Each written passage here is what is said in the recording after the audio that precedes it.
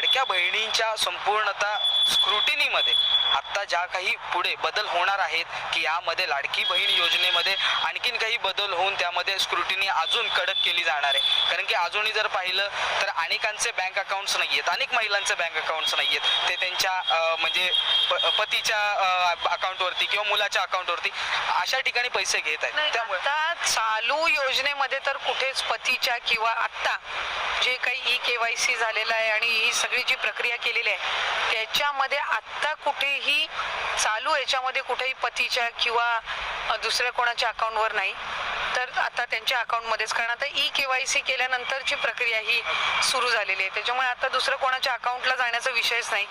ज्यांनी ज्या पद्धतीने KYC केलेली आहे, सुरुवातीच्या कालावधीमध्ये ज्यांचे अकाउंट्स नव्हते ते त्या पद्धतीनं लाभ मिळवण्याच्या दृष्टिकोनातून जे त्यांचं अकाउंट घरातलं होतं त्यातून ते लाभ घेत होते। पण जी काही फिल्टरेशनची प्रक्रिया, जी काही इतर सगळी प्रक्रिया केल्यानंतर आता साधारणपणे KYC हे बंधनकारक, हे तसंही DBT योजनेला KYC बंधनकारक असतंच, फक्त ती प्रोसेस सुरू करायला साधारणपणे 7-8 महिन्याचा कालावधी लागत असतो। तो झाल्यानंतर आम्ही लगेचच KYC सुरू केलं। 6 महिन्याची मुदत आम्ही KYC करण्यासाठी दिली। आता 31 मार्च पर्यंत ज्यांनी KYC प्रक्रिया पूर्ण केलेली आहे पण त्यांनी त्यांच्या फॉर्म मध्ये KYC हे करत असताना काही शासकीय नोकरीमध्ये आहेत किंवा काही चुकीचे ऑप्शन ज्यांनी निवडलेले आहेत त्यांना 31 मार्च पर्यंत ती दुरुस्ती करण्याची मुभा ही आम्ही त्या ठिकाणी दिलेली आहे।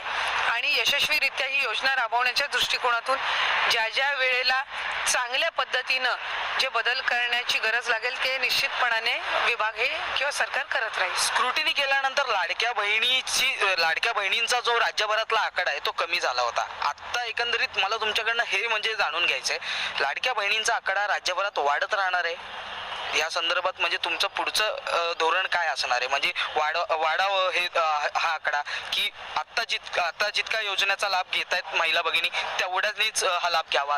अधिकाधिक पात्र महिलांना हा लाभ देण्याच्या दृष्टिकोनातून आम्ही काम करत आहोत। त्याच्यामध्ये तो आकडा वाढावा का त्याच्या नियम निकषामध्ये रजिस्ट्रेशन मध्ये काही बदल करावे हा फक्त एकटा विभागाचा निर्णय नाही। ही योजना ही राज्याची महत्त्वाकांक्षी योजना आहे। जे काही निर्णय झालेले आहेत ते मंत्रिमंडळाच्या बैठकीमध्ये राज्याचे मुख्यमंत्री, दोन्ही उपमुख्यमंत्री, मंत्रिमंडळ हे त्या ठिकाणी घेत असतं। त्याच्यामुळे रजिस्ट्रेशन वाढवणं हे सगळ्या बाबी ज्या आहेत, या ज्या निकषांच्या नियमांच्या बाबी आहेत त्या मंत्रिमंडळामध्येच त्या ठिकाणी ठरत असतात, निश्चित होत असतात।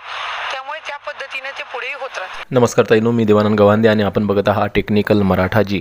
ताईनो, तुमच्यासाठी खूप मोठी आनंदाची बातमी आली, खूप मोठी खुश खबर सध्याची आलेली आहे। महिला व बाल विकास विभाग कार्यालय जिल्ह्यातील जे काही जिल्ह्यातील अकोला जिल्ह्यातील कार्यालय आहेत तिथून आपल्याला ही विश्वसनीय माहिती समोर आलेली आहे, मिळालेली आहे। त्याचबरोबर आदित्य तटकरेंनी काय सांगितलं हे सुद्धा तुम्हाला समजलं असेल। तर ताईनो, तुम्हाला माहीत असेल की आपण आपल्या चॅनलवर ज्या बहिणींची KYC झालीच नाही आहे किंवा ज्या बहिणी KYC करताना चुकल्या होत्या त्यांच्यासाठीचे जे काही व्हिडिओज आहेत ते आपण आपल्या चॅनलवर टाकत आलेलो आहोत। तुम्ही जर ते व्हिडिओ बघितले नसाल तर आपण आपल्या चॅनलवर जा आणि बघून घ्या, कारण की आपली जी माहिती आहे ती विश्वसनीय आणि सत्य असते आणि त्याचनुसार आपल्याला जी काही KYCचे पोर्टल उपलब्ध करून देण्यात आलेलं आहे, चुकीची दुरुस्त करण्यासाठीचं सध्याचं पोर्टल उपलब्ध करून देण्यात आलेलं आहे। ती माहितीसुद्धा आपण सर्वप्रथम आपल्या चॅनलवर टाकलेली होती, दिलेली होती की तुम्हालासुद्धा घाबरायचं कारण नाही आहे।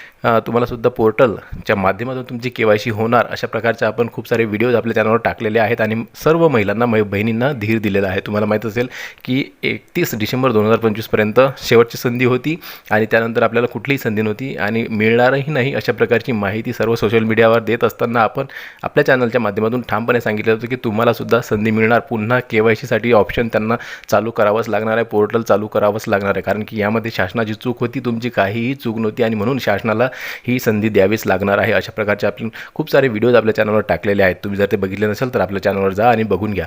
तर अशाच प्रकारे आजसुद्धा सांगत आहे की तुम्हाला ज्यांची KYC आता राहून गेलेली आहे, म्हणजेच की ज्यांची KYC त्या करूच शकल्या नाही आहे अशा बहिणींनासुद्धा आता 1 तारखेपासून हे आपलं जे काही पोर्टल आहे हे उघडण्यात येणार आहे, नवीन ऑप्शन मिळणार आहे।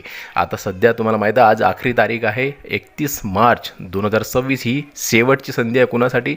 ज्यांची KYC चुकली होती त्यांची चुकीची दुरुस्त करण्यासाठी। आता यामध्ये जर ज्या बहिणी राहून गेल्या असतील त्यांना पुन्हा संधी नाही आहे, त्यांना या योजनेतून बाद करण्यात येणार आहे।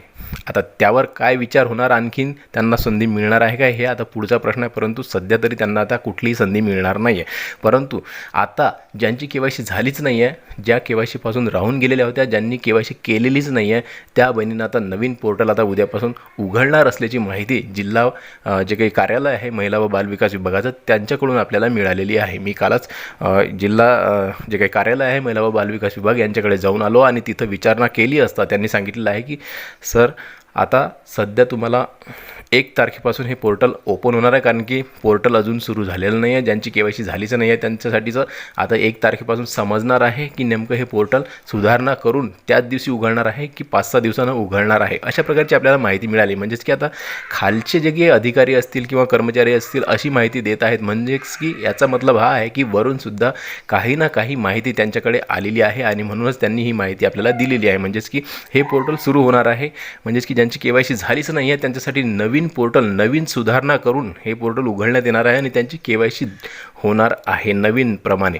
म्हणजेच की आता तुम्हाला सुद्धा 1 ते 1.5 महिन्याची संधी मिळणार आहे. ताईंनो घाबरायचं नाही, टेन्शन घ्यायचं कारण नाही. आपण वारंवार आपल्या व्हिडिओच्या माध्यमातून तुम्हाला सांगत आलेलो आहे. खूप मोठी खुशखबर आहे तुमच्यासाठी, खूप मोठी बातमी आहे.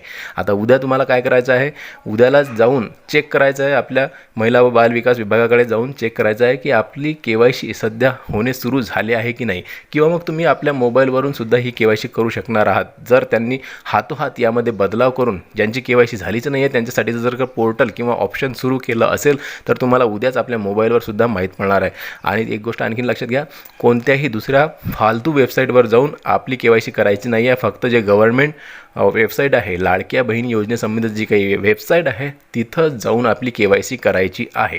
आता तुम्हाला तिथं जे काही सरकारी वेबसाईट आहे लाडक्या बहीण योजनेचं तिथं जाऊन उघडायचं आहे आणि आपली KYC तिथं होते का ते उद्या पाहायचं आहे. 1 एप्रिलपासून ही सुरुवात होणार आहे. जर आपल्याला 1 एप्रिलला हे उघडलं नसेल तर मग आपल्याला 2-4 दिवस, 5-6 दिवस किंवा 1 हप्ताभर वाट बघायची आहे आणि पुन्हा आपल्याला चेक करायचं आहे. तसं तर मी सांगत आहे की तुम्हाला रोजच 1 तारखेपासून रोजच चेक करत चालायचं आहे की तुमचं पोर्टल ओपन झालं की नाही आहे. कारण की अधिकृत माहिती सरकारकडून अजूनही आलेली नाही आहे. जर आज संध्याकाळपर्यंत किंवा मग उद्या सकाळी जर आपल्याला काही माहिती मिळाली तर आपण आपल्या व्हिडिओच्या माध्यमातून तुम्हाला सांगणार आहोत. परंतु तुम्हाला चेक स्वतः करायचं आहे, कारण की सरकार कधीही हे पोर्टल ओपन करू शकते आणि तुमची KYC कधीही सुरू होऊ शकते. तर ताईंनो इथं आता 2 गोष्टी आहेत. एक तर डायरेक्टली ते पोर्टल चालू करू शकता, तुमच्यासाठी डायरेक्टली बदलाव करून आपला ऑप्शन तुम्हाला तिथं देऊ शकता KYC करण्यासाठी, किंवा मग तुम्हाला आता थोडं वाट बघावी लागणार. कारण की आदित्य तटकरे यांनी सांगितलेलं आहे एकट्या विभागाचा हा निर्णय होणार नाही आहे, कारण की मंत्रिमंडळाची बैठकीमध्ये जो काही निर्णय घेण्यात येणार आहे या KYC बद्दल त्यानंतरच आपण हे पोर्टल ओपन करणार आहोत. अशा प्रकारची त्यांची संकेत त्यांनी दिलेले आहेत. तर आपल्याला इथं काही दिवस थांबावं लागणार आहे, वाट बघावी लागणार असंही वाटत आहे. परंतु आपल्याला जे काही महिला व बालविकास कार्यालयातून माहिती मिळाली त्याप्रमाणे आपल्याला 1 तारखेपासूनच 1 एप्रिलपासूनच हे पोर्टल चालू होणार आहे. तुमच्यासाठीचं जी काही KYCचं प्रक्रिया आहे ते चालू होणार आहे असं वाटत आहे. तर दोन्ही गोष्टी बघून घेऊया. तर आपल्याला नेमकं आता उद्या तुम्हाला स्टार्ट करायचं आहे, तुमच्या वेबसाईट जे काही आहे लाडक्या बहीण योजनेची तिथं जाऊन चेक करायचं आहे आणि KYC जर होत असेल तर नक्की KYC करून घ्यायची आहे हातोहात तुम्हाला, कारण की जास्त टाईम वेळ दिलेला नसेल. होऊ शकते की 1 महिन्याचाच कालावधी तुम्हाला मिळणार असं वाटत आहे. आणखीन काही अपडेट आली तर आपण चॅनलच्या माध्यमातून तुम्हाला सांगणार आहोत आणि व्हिडिओ वारंवार तुमच्यासाठीच्या आपल्या चॅनलवर येत असतात तर चॅनलला नक्की सबस्क्राईब करून ठेवा. व्हिडिओ आवडल्यास लाईक करा. व्हिडिओ पुन्हा नवीन एका व्हिडिओमध्ये. तोपर्यंत जय महाराष्ट्र.